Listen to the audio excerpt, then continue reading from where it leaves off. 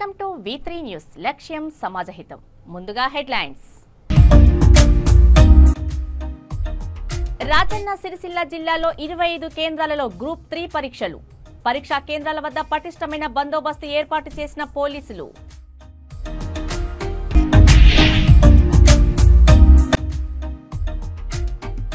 నిబంధనలు పాటించకుండా నీళ్లను సరఫరా చేస్తున్న ప్లాంట్ యజమాని.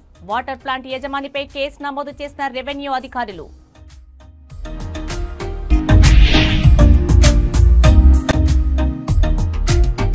ఉద్యమకారులకు ఇచ్చిన హామీని మరచిన సీఎం రేవంత్.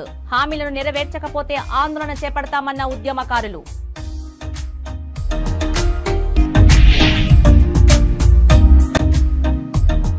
ఈ నెల 19న హన్మకొండలో కాంగ్రెస్ ప్రజాపాలన విజయోత్సవ సభ. ప్రజా శ్రేయస్సు వికాసమే లక్ష్యంగా సీఎం కార్యాచరణ. కొండా సురేఖ. ఇక డీటెయిల్స్ చూస్తే రాజన్న సిరిసిల్ల జిల్లాలో నేడు గ్రూప్ 3 పరీక్షలు జరగనున్నాయి. ఒక్క నిమిషం నిబంధనలు అమలు, ఎలక్ట్రానిక్ గాడ్జెట్లు అనుమతించరు. జిల్లా పరిధిలోని సిరిసిల్ల, వేములవాడ, తంగళ్లపల్లి 25 కేంద్రాలలో 7,062 మంది అభ్యర్థులు పరీక్షకు హాజరు కానున్నారు. జిల్లాలో గ్రూప్ 3 పరీక్షా కేంద్రాల వద్ద పటిష్టమైన బందోబస్తు సెక్షన్ 163 BNS ను అమలు చేశారు. పరీక్షలు ఉదయం 10 గంటల నుండి 12 గంటల 30 నిమిషాల వరకు, మధ్యాహ్నం 3 గంటల నుండి 5 గంటల 30 నిమిషాల వరకు జరగనున్నాయి. అభ్యర్థులు పరీక్షా కేంద్రానికి నిర్ణీత సమయం కన్నా ముందే చేరుకోవాలి. ఉదయం 9 గంటల 30 నిమిషాలకు, మధ్యాహ్నం 2 గంటల 30 నిమిషాలకు పరీక్షా కేంద్రం గేట్లు మూసివేయబడతాయి.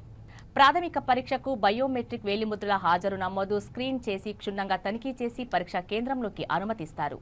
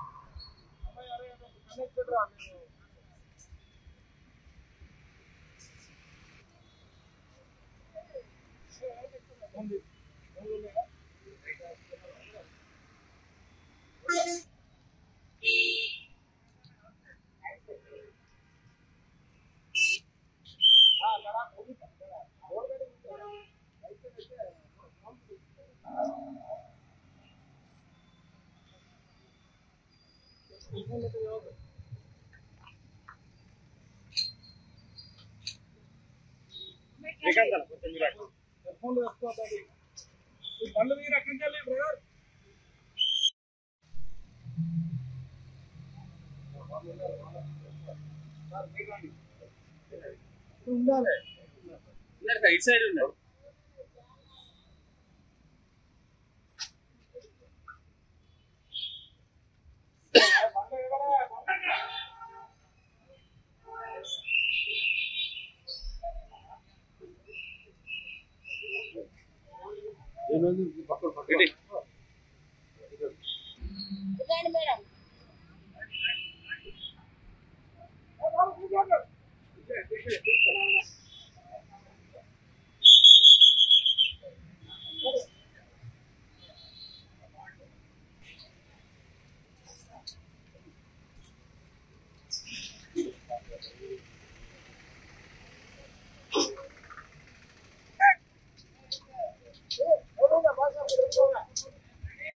మన తెలంగాణలో గ్రూప్ 3 ఎగ్జామ్ కండక్ట్ అవుతున్నాయి. దానిలో మన జిల్లాలో 24 సెంటర్స్ ఉన్నాయి. దానిలో అన్ని సెంటర్స్ కి మనం బందోబస్తు ఏర్పాటు చేయడం జరిగింది. మన ఫోర్స్ 7 నుండి ఇక్కడ నిలబడి ఉన్నారు.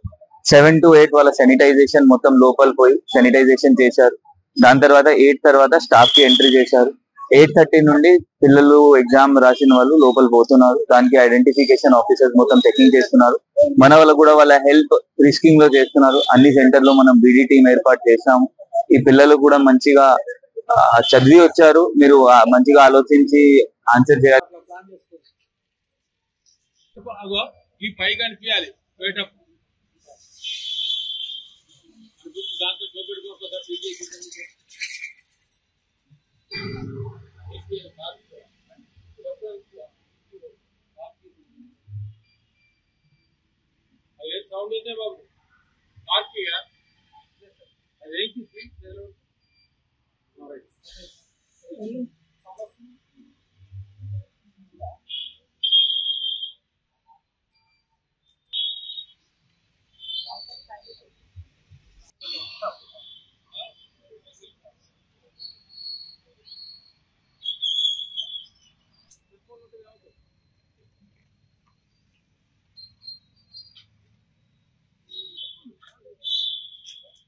స్పూన్లు తెచ్చుకోకండి.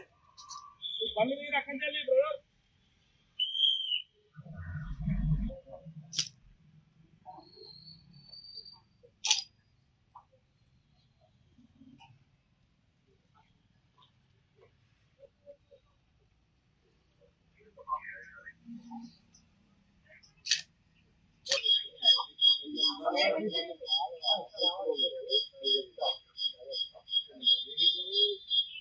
నువ్వు నేను కాదు ఎస్పీ వచ్చినా నువ్వు ఇగో ఎస్పీ గారు వచ్చినా నువ్వు దాని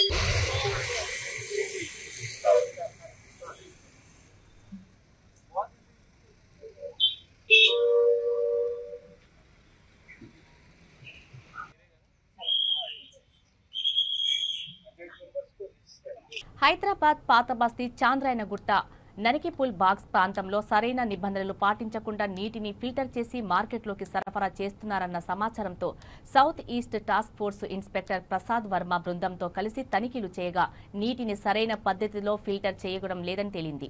వెంటనే జీహెచ్ఎంసీ రెవెన్యూ అధికారులకు సమాచారం అందించడంతో ఘటనా స్థలానికి చేరుకొని 6,528 నీళ్ల బాటిలను స్వాధీనం చేసుకుని వాటర్ ప్లాంట్ యజమానిపై కేసు నమోదు చేశారు. నీళ్ల కోసం ఏర్పాటు చేసిన బోరును రెవెన్యూ అధికారులు సీజ్ చేశారు. कौन? मैं किससे भी नहीं बात करता.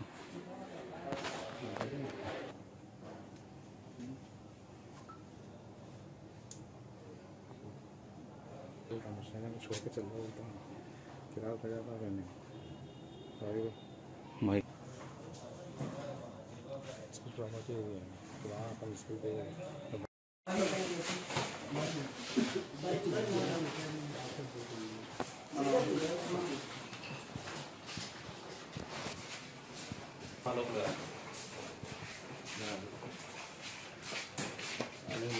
कोई सर्टिफिकेट तो नहीं है या कंपलसरी परमानेंटली क्लोज करना है. ठीक है, अनऑथराइज्ड स्ट्रक्चर है.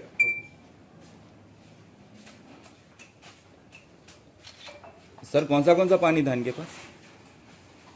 ब्रिस्लरी अनऑथराइज्ड लोकेशन में बिजनेस हो रहा है उनका, जो उनका कोई भी लाइसेंस नहीं है, कुछ भी नहीं है. तो किए थे 272 केसेस और 98 केसेस, 2 अलग अलग ब्रांड्स के 500 ml के बॉटल्स सीज करा गया.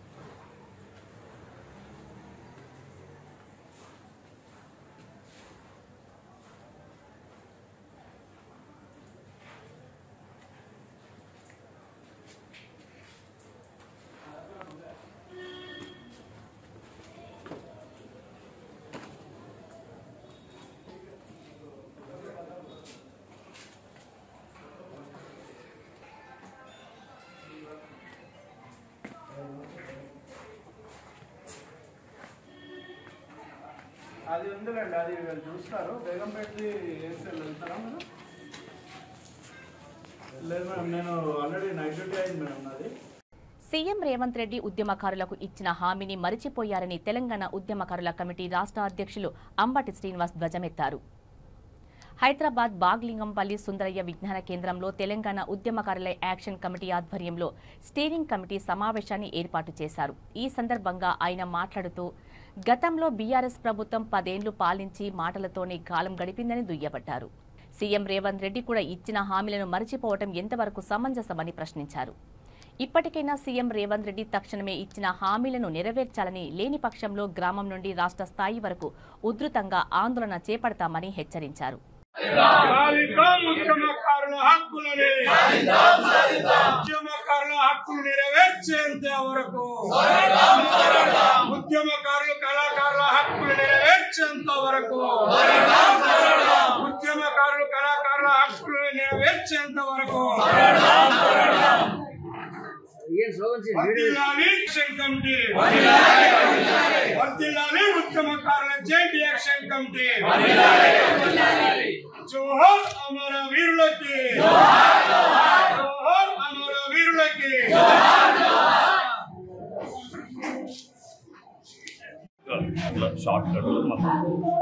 నా పేరు అంబటి శ్రీనివాస్, వరంగల్.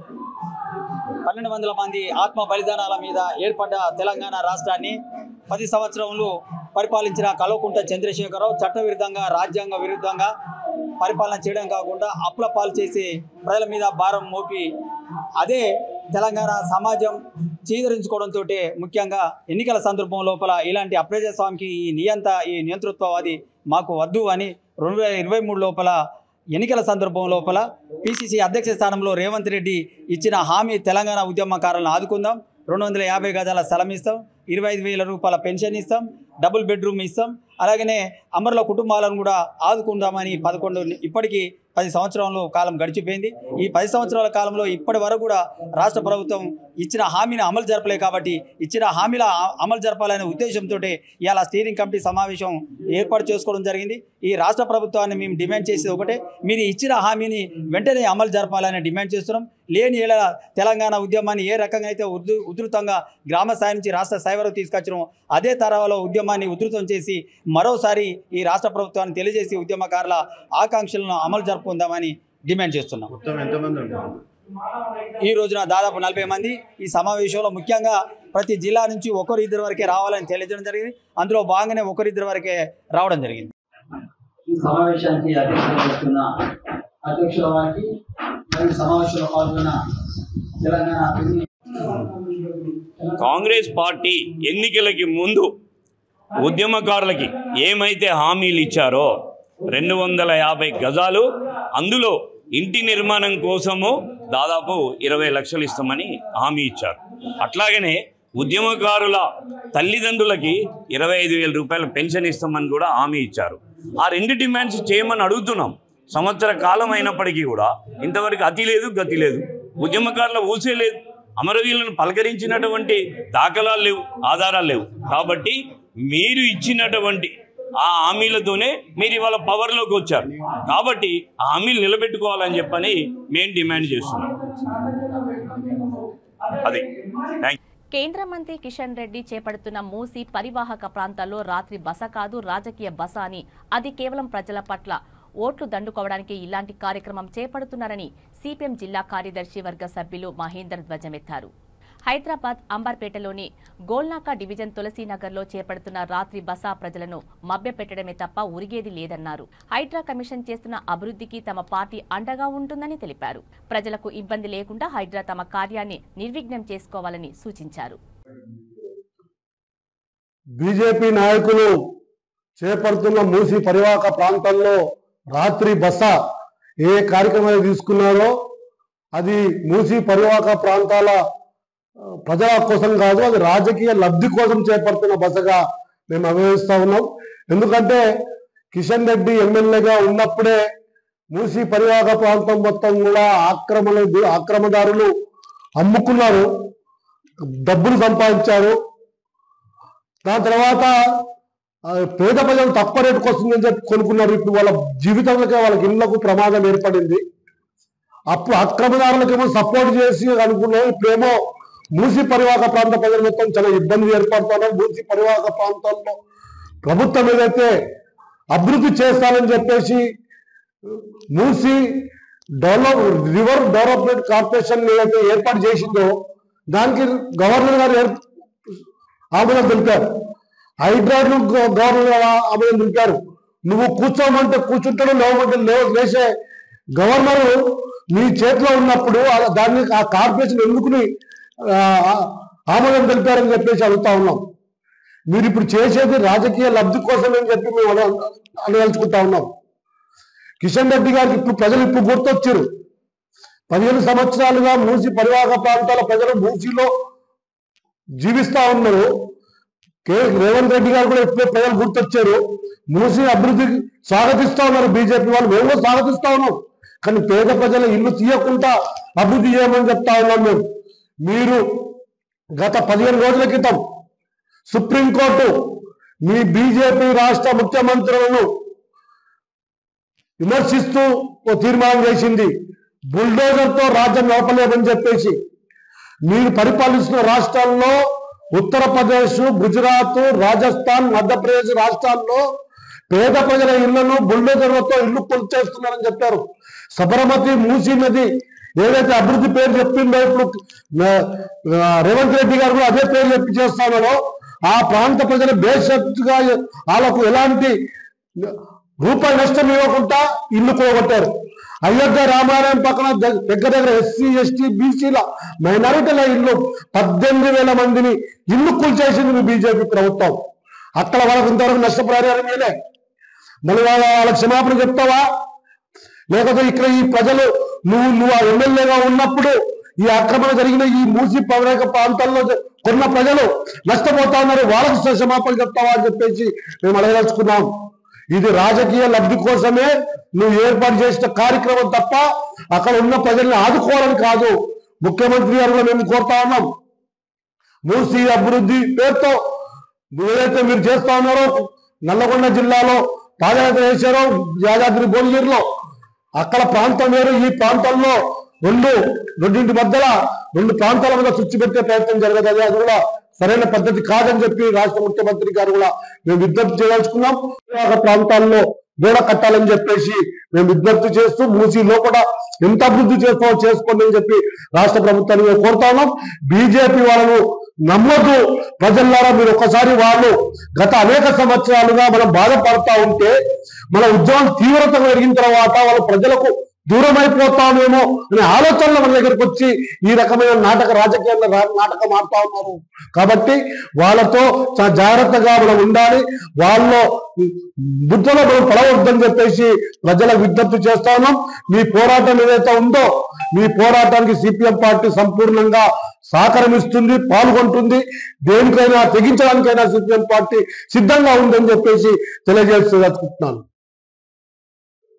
ప్రజలు నియంతృత్వ పాలనకు చరమగీతం పలికి కాంగ్రెస్ ప్రజా ప్రభుత్వాన్ని ఎన్నుకొని డిసెంబర్ 7 నాటికి ఏడాది పూర్తి కానున్న శుభ సందర్భంలో ఈ నెల 19న హన్మకొండ ఆర్ట్స్ అండ్ సైన్స్ కాలేజీలో తలపెట్టనున్న ప్రజాపాలన విజయోత్సవ సభను విజయవంతం చేయాలని పార్టీ శ్రేణులకు, ప్రజలకు మంత్రి కొండా సురేఖ పిలుపునిచ్చారు.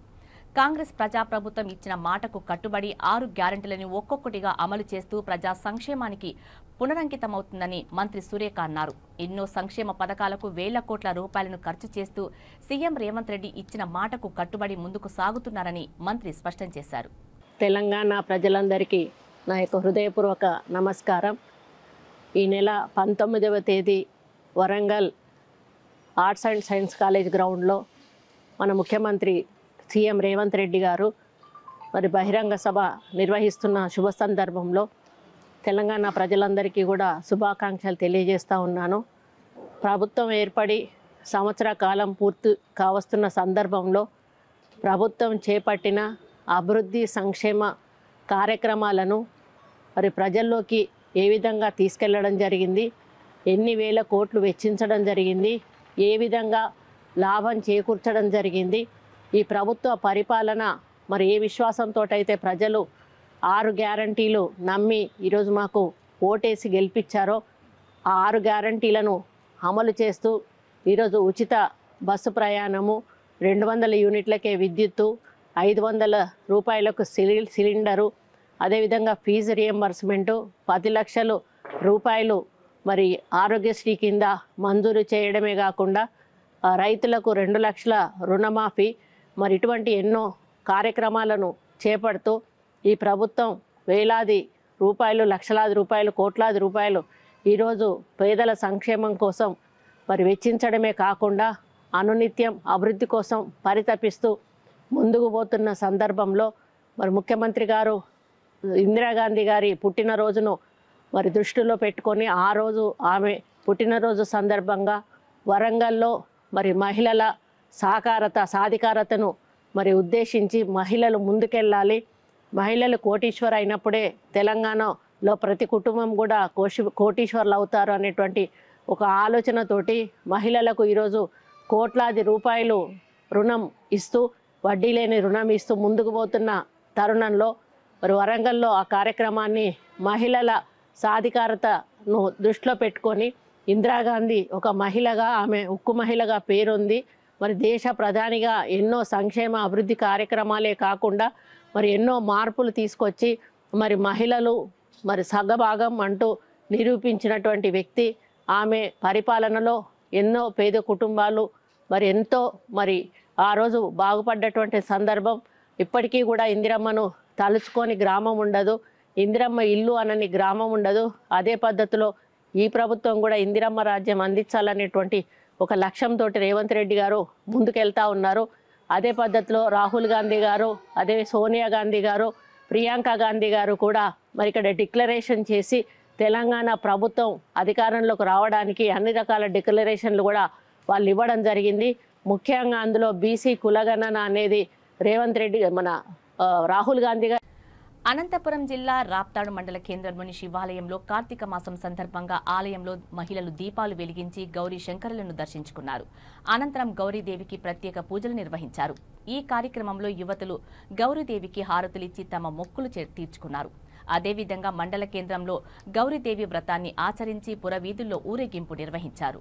ఈ కార్యక్రమంలో వీరభద్రుని వేషధారులు ఆకట్టుకున్నాయి.